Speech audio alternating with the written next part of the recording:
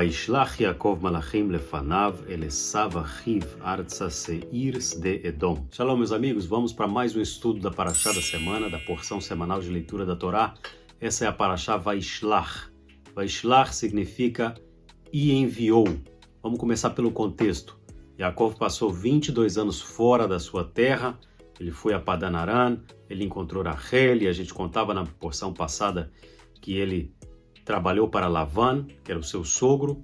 Seu sogro o enganou várias vezes, até que ele deu um basta na situação e voltou para sua terra para cuidar da sua casa, para poder prover para a sua própria família, juntar o seu próprio dinheiro e não mais trabalhar como quase um escravo para o seu sogro. Então, depois de 22 anos, ele volta para sua terra e ele lembra que ele vai encontrar com quem? Com Esav, com Esaú, seu irmão. Então agora ele manda uma comitiva, que são os malachim, que pode ser traduzido tanto como anjos, como mensageiros, que é a mesma palavra, para ir de encontro ao seu irmão, para ver qual é a situação, para sondar qual é a situação. Então os mensageiros voltam e disseram, olha, o seu irmão também está vindo ao seu encontro e com 400 homens com ele.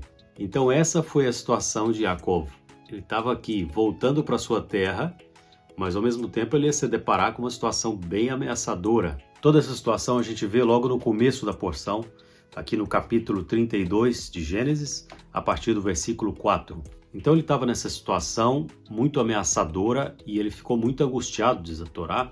Então ele fez uma oração. E é muito interessante que essa oração tem 5 pontos muito importantes que eu quero compartilhar com vocês. Eloquim de meu pai Abraão, Eloquim de meu pai Yitzhak, Hashem, tu mesmo me disseste, volta para a tua terra e para a tua pátria, e eu farei que vá tudo bem para você. Eu sou apequenado por todas as bondades e toda a lealdade que você me brindou. Pois o teu servidor, somente com o meu bastão eu cruzei esse Yarden, Jordão, e agora eu vim com 2 acampamentos. Por favor, salva-me da mão do meu irmão e da mão de Esav. Então a primeira coisa que ele define, aqui Deus ele está orando, o Deus de Abraão e o Deus de Yitzhak, seu pai. O segundo ponto é que ele se assessora totalmente na promessa. Ele baseia a oração dele em cima de uma promessa que Deus havia feito. Ele fala, o Senhor mesmo me disse para que eu volte para minha terra e para minha pátria. O terceiro é a humilhação. Ele fala, eu sou pequeno diante de todas as bondades que o Senhor me deu. Número 4 é a gratidão. Ele fala, somente com o meu bastão eu cruzei o Yarden, o Jordão, e agora eu vim com 2 acampamentos. E o quinto, e por último, ele vem com a petição. Somente no final ele vem com uma petição. Salva-me, por favor, das mãos do meu irmão Esav. Ele definiu a Deus, ele se baseou na promessa, ele se humilhou, ele reconheceu a mão de Deus na vida dele e ele pediu. Nessa porção a gente vê um episódio muito interessante. Aparece um anjo do nada no caminho de volta de Yaakov à sua terra e ele luta com esse anjo toda a noite. Então antes de sair amanhã, antes de despertar a alva, ele segura nesse anjo e fala, não vou te soltar enquanto você não me abençoar. E ele pergunta pelo nome desse anjo. E o anjo disse a ele, por que você pergunta para o meu nome? E diz que ele abençoou a Yaakov ali naquele lugar. Ele disse que o nome de Yaakov não será mais Yaakov, mas será Israel. Israel tem uma relação com a palavra príncipe. No próprio versículo diz assim, como príncipe lutaste com Deus e com os homens e prevaleceste. Quando ele volta vitorioso. Então o próprio nome de Israel, de Israel, pode ser interpretado, você se tornou como um príncipe. Você se tornou importante. E esse lugar onde ele luta com o anjo, ele dá o nome de Peniel, ou Peniel, como é conhecido. Peniel significa a face de Deus, o rosto de Deus. A Torá fala que ninguém pode ver o rosto de Deus e continuar vivo.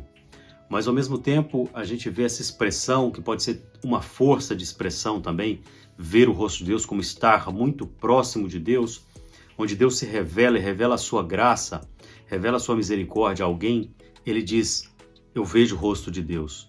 E ao contrário disso significa que Deus está dando as costas, né? Então quando o salmista diz, não esconda o teu rosto de mim, al taster panecha mimeni. Ele está falando, mostra a tua graça na minha vida. A gente lembra na oração de Iov, no final de toda a tribulação que Jó passou, ele diz assim, antes eu te conhecia só de ouvir falar, mas agora os meus olhos te veem. Então é um nível maior de conhecimento de Deus, um nível maior de relacionamento com Deus. Também a gente vê o que Deus fala do próprio Moisés, no livro de Deuteronômio 34:10, onde ele fala assim que com Moshe eu falei panim el panim, face a face eu falei com ele. Para a gente ver o nível que era o relacionamento de Moshe com Deus. Então, tudo que se refere a rosto de Deus tem a ver com a sua imensa graça revelada ao homem. Yaakov, ele define o lugar como Pniel, porque ele viu o rosto de Deus. Já no capítulo 33 tem um versículo também muito interessante que diz assim, Yaakov levantou seus olhos e viu que estava vindo Esav, seu irmão. E em hebraico diz, Vaissá Yaakov einav, veir'e veine Esav ba. Como eu comentava na porção passada, nenhuma palavra na Torá está escrita por acaso. A gente viu um versículo semelhante na porção passada, que era Essa Raglav. Ele levantou os seus pés, como um sentido não somente de caminhar, mas caminhar de forma elevada. E aqui ele deu uma grande importância também para isso.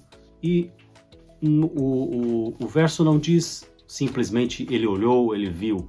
Diz Issa Yaakov einav. Capítulo 33, verso 1. Yaakov, ele aqui olhou além do horizonte e além do nível da terra. Ele não olhou para baixo, ele conseguiu olhar, ele conseguiu aqui ter uma visão ampla, ter uma visão até dos céus também. Depois de ele ter certeza que Hashem já estava com ele e de ele receber essa força, né, da própria mudança de nome que ele teve, ele passou a olhar tudo com uma outra perspectiva. Essa mesma palavra a gente vê também no Salmo 121, que diz assim, Essa einai eleharim, levantarei os meus olhos aos montes, de onde me virá o socorro. Essa mesma palavra, Essa einai. E não é somente uma expressão poética, é uma maneira diferente de encarar uma vista, é uma maneira mais elevada do olhar. Já saltando um pouco ao capítulo 35, tem algo muito parecido com essa linha de pensamento que a gente vem falando, e diz assim, Vayomer Elohim el Yaakov, kum ale Betel veshev sham. Aqui ele diz para que Yaakov ascenda. Disse Elohim a Yaakov, levanta-te e ascende a Betel. Ele não diz somente vá a Betel, ele diz levanta e se eleve a Betel, suba a Betel. Para fazer um parênteses aqui, as 3 festas de peregrinação que cada pessoa deveria fazer 3 vezes ao ano, que são as celebrações de Pesach, Shavuot e Sukkot, são as festas os quais diz a Torá que você deve subir 3 vezes ao ano. Por que subir? Porque se subia a Jerusalém. E Jerusalém, ela está no lugar mais elevado. Ela não somente geograficamente, mas espiritualmente, ela está localizada em um lugar mais elevado. Por isso diz subir 3 vezes ao ano. Quando uma pessoa está na diáspora e ela se muda a Israel, se diz que ela fez aliá, se diz que ela subiu. Aliá significa subida. Toda vez que uma pessoa sai e ela vai a Israel para se mudar, para imigrar para imigrar a Israel, se diz que ela subiu, se diz que ela vai ascender-se nos 2 sentidos, fisicamente e também espiritualmente. Então aqui a gente está falando que ele subiu a Betel. Betel, para fazer aqui uma revisão, a gente lembra na porção passada de que Betel foi o lugar onde Yaakov teve o sonho da escada que se conectava aos céus, os anjos de Deus subiam e desciam por ela, e houve uma comunicação. Essa foi a primeira revelação que ele recebeu quando ele já saiu da casa dos pais para ir a Padan Aram.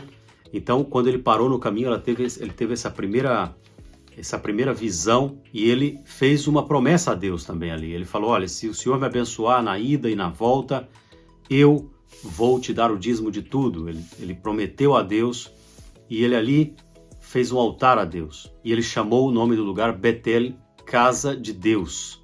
Então, o próprio Deus agora lembra a promessa que ele fez e ele está falando, você agora sobe a Betel, porque o lugar já foi consagrado. Então ele convida, ele ordena a Jacó aqui que se levante e vá ao lugar onde ele mesmo tinha feito um voto a Deus, para lembrar da promessa que ele tinha feito e também da promessa que Deus tinha feito a ele. E ainda no capítulo 35, a gente vê uma palavra muito forte de Deus a Jacó, que agora é também chamado Israel. E ele volta a fazer uma promessa que ele tinha feito com Abraão, ele tinha feito com Isaac, e ele reafirma essa aliança também com Jacó, agora de maneira pessoal com Jacó. E disse Elohim, eu sou El Shaddai, frutifica e multiplica-te. Uma nação e uma congregação de nações procederão de ti, e reis sairão de ti. E a terra que eu dei a Abraão e Isaac, a ti te darei, e também à tua descendência darei essa terra. E olha só que interessante, quando Jacó ele saiu, que ele ficou 20 anos fora, ele tinha recebido uma bênção. E quando ele passou todo esse, entre aspas, perrengue lá com Labão, né, com Lavã, com seu sogro, será que ele ficou pensando, mas cadê a bênção que eu recebi? Porque ele diz aqui quando ele volta, eu passei aqui com um cajado na mão, com um bastão na mão, e agora eu volto com 2 acampamentos. Mas que bênção é essa que você cruza o Jordão com um bastão na mão? Cadê a gordura da terra, o orvalho, o mosto que o próprio Isaac tinha falado com ele, seu pai? Mas ele foi aqui, em todo esse tempo que ele teve fora, ele foi conquistar essa bênção que ele recebeu. Ele foi lutar por ela. Ele sai dali como Jacó, ele volta como Israel, como príncipe que lutou. Que grande exemplo é o nosso patriarca Jacó. Que a gente possa pegar essa grande força de Jacó para a nossa vida, concretizar a bênção que nós já recebemos em potencial. Leitraot, Besorot Tovot, até logo, boas novas, e a gente se vê aqui no próximo vídeo.